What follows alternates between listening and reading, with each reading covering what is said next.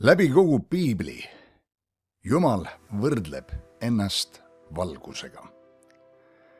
Ja tänapäeva füüsikud on tõestanud, et valguse osakestel, footonitel on võime samal ajal olla mitmes kohas korraga.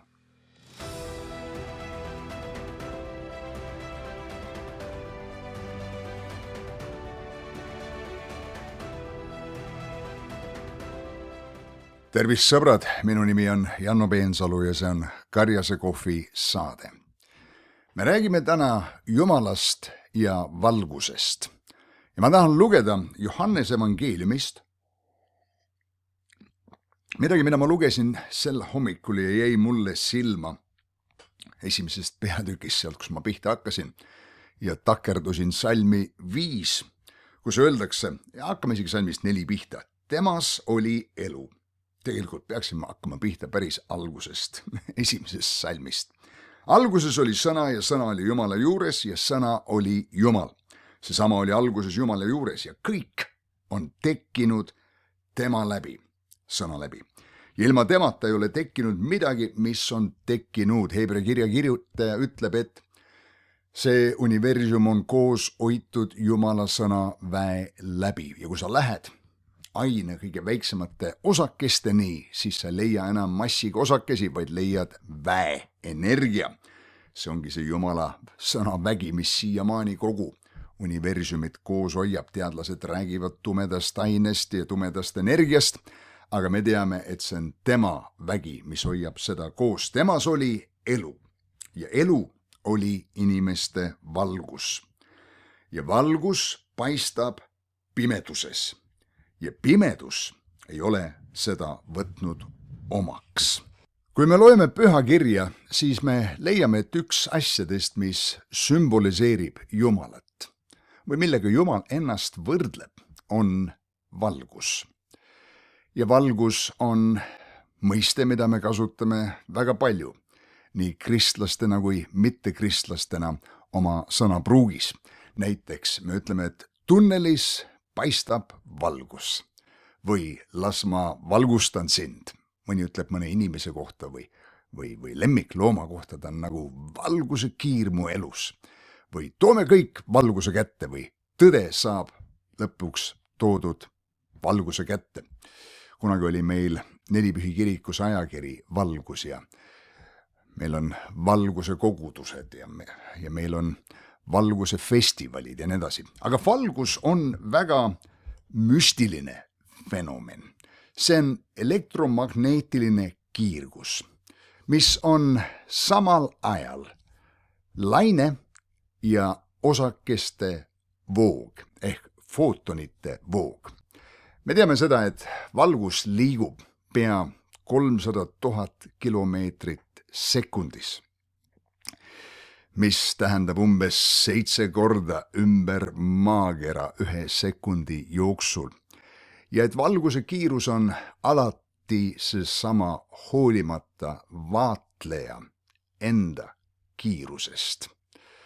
Tavafüüsikas me teame, et meil tuleb arvesse võtta nii objekti liikumise kiirus kui vaatleja liikumise kiirus, et tegelikult teada, mis kiirusel objekt liigub. Aga valguse kiiruse mõõtmine ei kasva ega kahane, hoolimata sellest, kui kiiresti vaatleja ise liigub. Ta võib ise liikuda ka valguse kiirusel ja kõrvalt vaadates valguse kiirust on see ikka jätkuvalt 300 000 kilomeetrit sekundis, mis on hämmastav. Nüüd valgus, footonid, need osakesed, elavad, kui nii võiks öelda, väljaspool aega. Liikudes sellel kiirusel, aeg nende jaoks on peatunud. Ja sellepärast on need valgusosakesed jätkuvalt niisama noored, nagu siis, kui need tekkisid.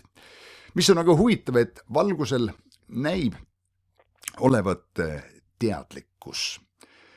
Katsed on tõestanud seda, et näiteks kahepilu eksperiment, et valgus suudab enne, kui mingisugune tegevus tal ees seisab, juba vaadelda asja, otsustada ennem, kuidas ta seda teeb ja et valgus on mõjutatud vaatlejast. Niipea kui vaatleja pandi sinna 2 pilu ette, kust footoneid läbi lasti, käitus valgus ühel viisil. Kui vaatleja ära võeti, käitus ta teisel viisil. Valgusel on samuti võime levida täielikus vaakumis. Me teame, et heli saab levida, kui on õhku ja või veeski saab heli liikuda, aga valgus ei vaja mingit keskkonda selleks, et liikuda. Valgusel pole samuti massi. Nendel osakestel pole massi. Sellepärast nad ka valguse kiirusel liikuda saavad. Teatavasti Einsteini valem ütleb meile, et kui miski liigub valguse kiirusel, siis tema mass läheb ülisuureks, nii et igasugune ka kõige väiksem mass lõpuks kasvab lõpmatu suureks massiks.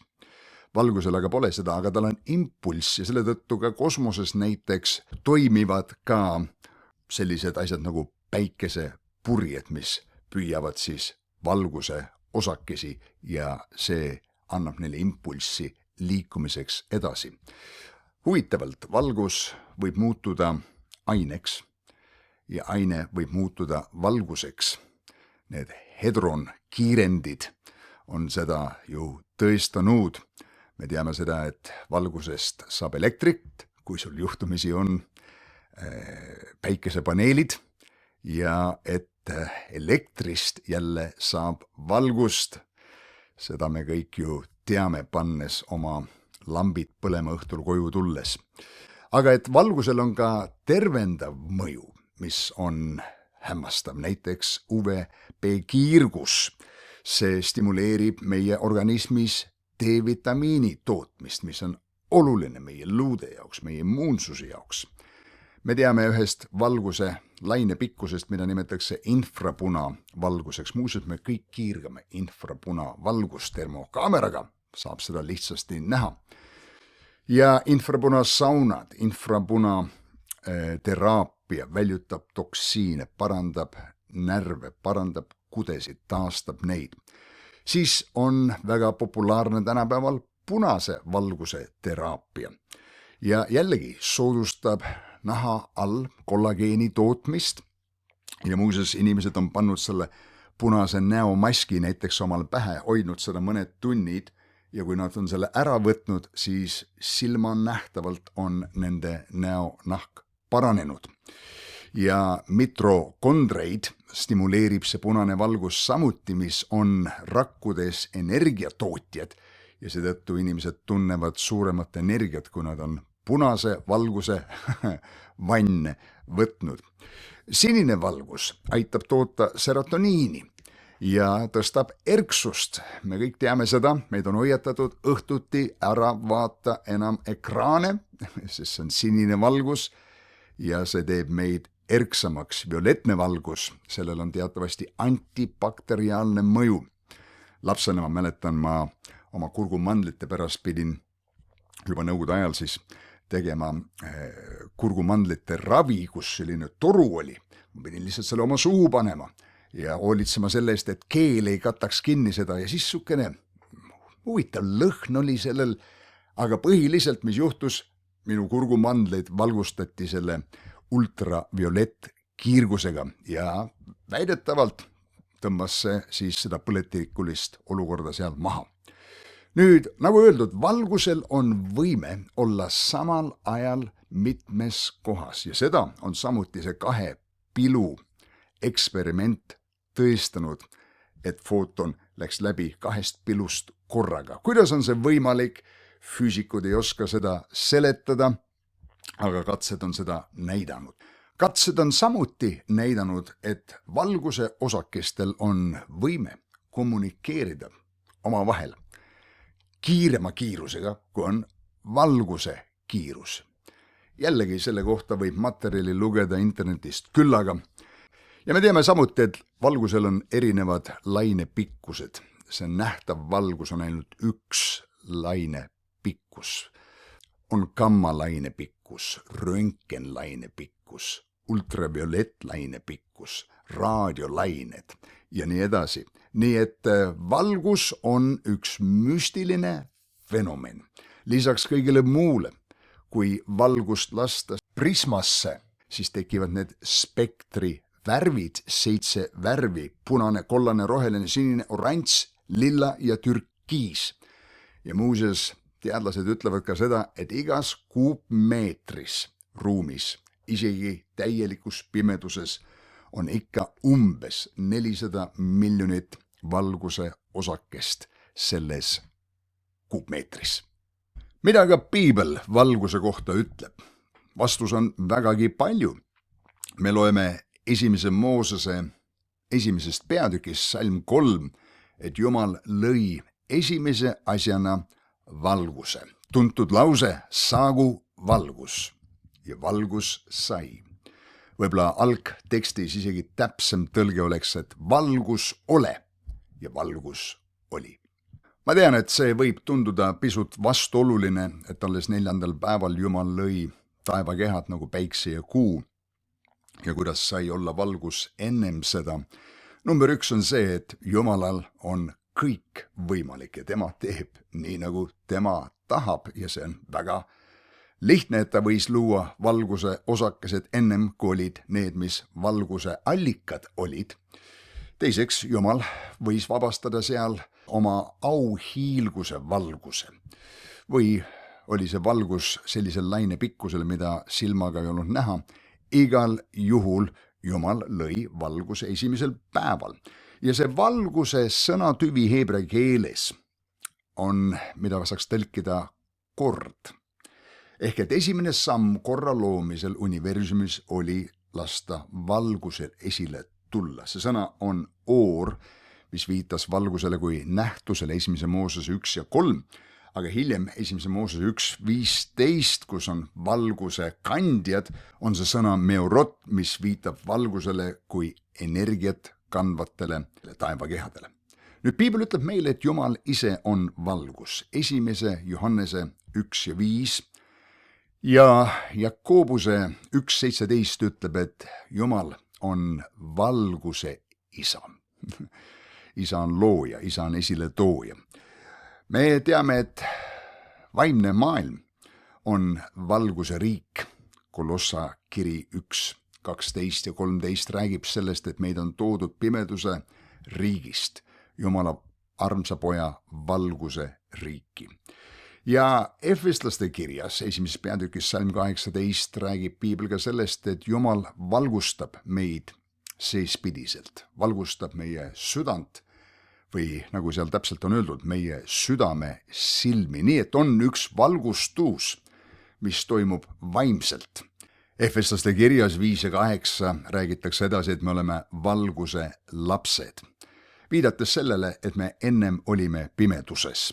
Ja 1. Peetruse 2.9 ütlebki, et Jumal on meid toonud pimedusest oma imelise valguse juurde. Ja mis on hämmastav, nagu Johannese evangeeliumist lugesime, et valgusel on unikaalne võime välja tõrjuda pimedus, kuhu iganes valgus tuleb.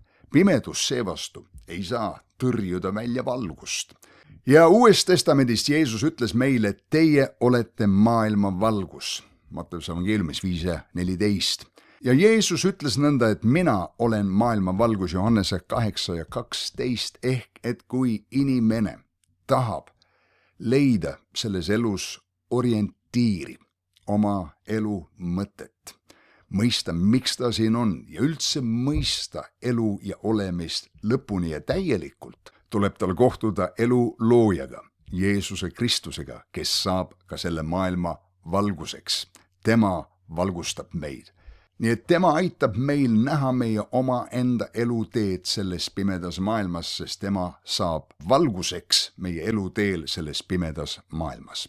Nüüd piibel ütleb meile samuti, et Jumala sõnad, kui need avanevad, annavad valgust. Laul 119 ja 105 ja 1. Timoteuse 6 ja 16 ütleb, et Jumal ise elab ligipääsmatus valguses.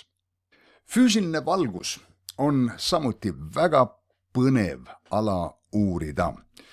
See kuulus Einsteini valem E võrdub MC ruudus et kui miski liigub valguse kiirusel, siis selle keha pikkus läheb nulli. Selle keha mass läheb ülisuureks ja aeg peatub selle objekti jaoks. Kõrvaltvaatleja jaoks mitte, aga see, kes liigub valguse kiirusel, tema jaoks aeg lõpeb. Ja nüüd, kui saaks liikuda valguse kiirusest veel kiiremini, siis sõna otseses mõttes see objekt enam ei oleks siin füüsilises maailmas. Nüüd see objekt jätkuvalt eksisteerib, aga mitte enam selles maailmas. Keha pikkus on läinud nulli, teda pole enam siin. Aeg on läinud nulli, me elame aeg-ruumis. Nii et siin me näeme, kui väike on see side füüsilise ja vaimu maailma, materiaalse ja vaimuliku dimensiooni vahel. Nii et pole ime, et vaimset maailma nimetatakse valguse riigiks. Valguse kiirusel liikumine teeb seda, et see, kes sellisel kiirusel liigub, ei ole enam selle füüsilise maailma mõjusfääris. Ja sellepärast ka surmalähedased kogemused on nõnda huvitavad uurida. Enamus nendest inimestest kirjeldasid valguse nägemist, valguse olendiga kohtumist. Teoreetiliselt peaks aga kõik inimese jaoks surmahetkel pimedaks minema. Tema süda lõpetab töö, verd enam ei pumbata tema silmadesse, tema silmapõhjades olevad valgustundlikud närvirakud enam ei saa impulssi, mida ei saa samuti enam optilise närvi kaudu edasi anda ajule selles osas, kus kuklas on meil nägemiskeskus, mis muudab need elektrilised signaalid visuaalseks pildiks. Tegelikult peaks minema surmahetkel kõik pimedaks, aga need, kes on läbi läinud surmalähedastest kogemustest, ütlevad, et nad nägid hoopis valgust. Surmalähedaste kogemuste uurija Moody ütles, et valgus omas suurimat mõju surmalähedaste kogemuste kogejatele, sest neil oli kohtumine valguse olendiga, kelle osas nad ütlesid, et sellest olendist kiirgas armastust ja soojust, mida polnud nad iial elus tundnud. See olend teadis kõik, tundis kõik, nad teadsid, et neil pole mõtet valetada millegi osas, sest sellel valgusolendil oli kõik tõde ja kõik teadmine. Ja üks teine surmalähedaste kogemuste uurija Lommel järeldas, et surmalähedaste kogemuste sisu ei sõltu inimese religioossest taustast, aga sellest sõltus see, kuidas nad neid asju tõlgendasid. Nüüd see on huvitav, et isegi Saulusel, kes oli juudi mees, läks Damaskusesse, et seal siduda kinni kristlasi, tuua neid ülempreestrite ette, võimalikult kas vangistada või hukata. Ja seal äkitselt Damaskuse tolmusel teel on tal kohtumine Jeesusega. Ja mida ta näeb? Suurt valgust. Ta ütleb, see oli heledam kui päike. Ja kui ta kohtub siis valguse olendiga, peab ta küsima, kes sa oled? Ja Jeesus ütleb, mina olen Jeesus, keda sa taga kiusad. Muuseas Johannes ilmutuse raamatus 4. peatükis kirjeldab samuti valgusolendit ja temaga kohtumist. Ütleb, et keegi istus au järjel. Ja ta oli otse kui jaspise kivi ja smaragdi kivi, mis on siis sükse suhteliselt ka roheka või valge valgusega, aga ka palju erinevaid valguse variatsioone võib sealt nendest kividest esile tulla. Viidates siis muidugi Jumalale, kes oli autroonil, aga keda Johannes kirjeldab valguse olendina. Ja muidugi siis ka jüngrid, kes muutumise mäel nägid Jeesuse auhiilguse valgust ilma piiramata. See oli selline võimas kogemus, et Jeesus muutuski valguse olendiks.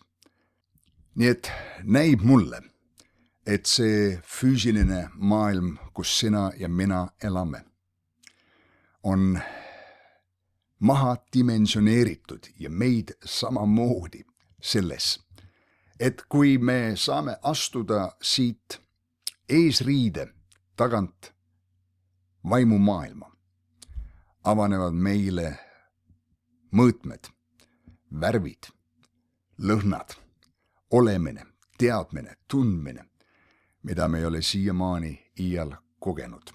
Sellepärast Paulus ütleb, me tunnetame poolikult. me vaatame nagu läbi tuhmi klaasi. Ja sellepärast, sõbrad, me vajame valgust. Me vajame jätkuvalt saada meie südamesilmad valgustatud. See on see, mida ilmutus teeb, kui me loeme piiblit ja Jumal avab meile midagi oma sõnast ja ühtäkki me näeme seda.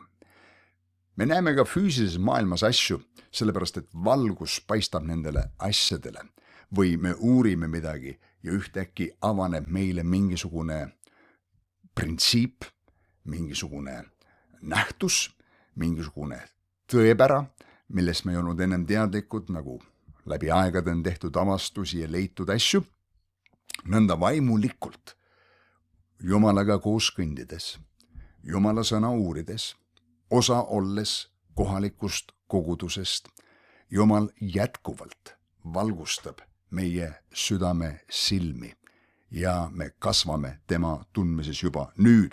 Ja tulles tagasi selle kirjakoha juurde, mis ütleb, et temas oli elu, elu oli inimeste valgus. Jumala elu on inimestele valguseks. Ilma valguseta elu ei toimi. Valgus on elutsükli algus.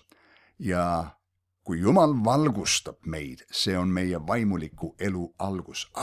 Nüüd ma saan aru.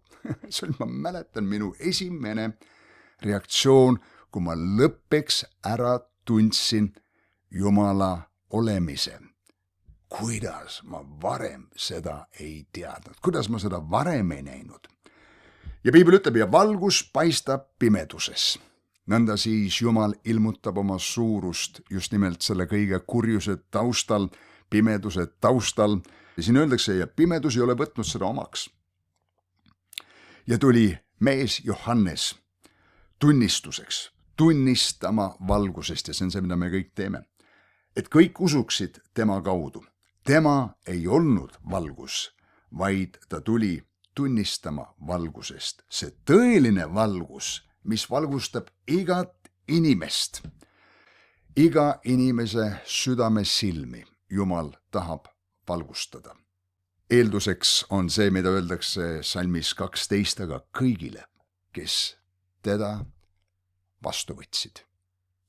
Andis ta meelevalla saada Jumala lasteks, neile, kes usuvad tema nimesse.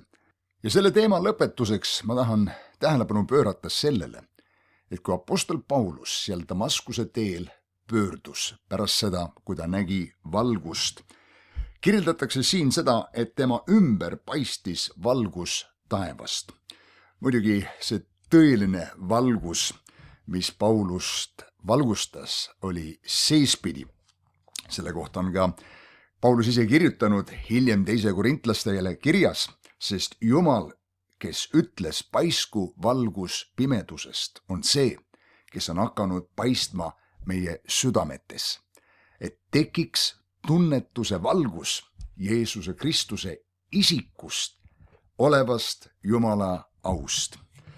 Aastaid hiljem aga Paulus, tuletades meelde oma pöördumise kogemust, räägib siin, et lõuna ajal äkitselt paistis minu ümber suur valgus taevast. See on Apostlite 22.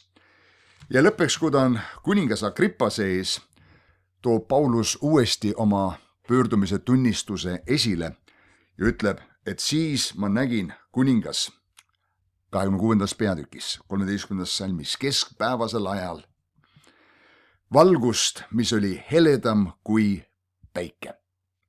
See on huvitav, et valgus, millest räägitakse Apostlite 9. peatükis, saab Apostlite 22. peatükis suureks valguseks ja 26. peatükis valguseks, mis oli heledam kui päike. Ja see fakt, et Pauluse sõnul see valgus kogu aeg muutus heredamaks ja suuremaks, räägib tõigast, et Paulus nende aastatega kasvas Jumala tundmises. Tema suhe Jeesusega sai järjest lähedasemaks ja see valgus näis kasvavat ühes sellega. Ja tõepoolest, ka õpetussõnade raamat ütleb, et õige tee on nagu valguse paistus, mis läheb üha eredamaks, kuni päev on saabunud. Ja sõbrad, Jumal on ainukene, kes saab valgustada meie südant vastavalt 2. Korintuse 4:6, kes on hakanud paistma meie südametes. Kui sa leiad Jumala, sa leiad valguse. Ja sellepärast ütles Paulus, mind on kutsutud kuulutama evangeeliumit, mis valgustab nii paganate kui juutide südant ja eesmärk, et nad pöörduksid valguse poole, pöörduksid Jumala poole. Ja igaüks, kes Jumala poole pöördub, Jumal valgustab tema silmi ja jätkab valgustamaks, kui me jääme osadusse temaga. Sõbrad, ma tahan südamest tänada neid, kes on seda kanalit Karjase Kohv toetanud. Võib-olla isegi palvetanud selle eest, jagan mõne oma sõbraga. Nii et ma olen südamest tänulik kõigile neile, kes on seda kanalit tellinud, videosid, mis sind on kõnetanud, laikinud, võib-olla mõne positiivse kommentaari jätnud.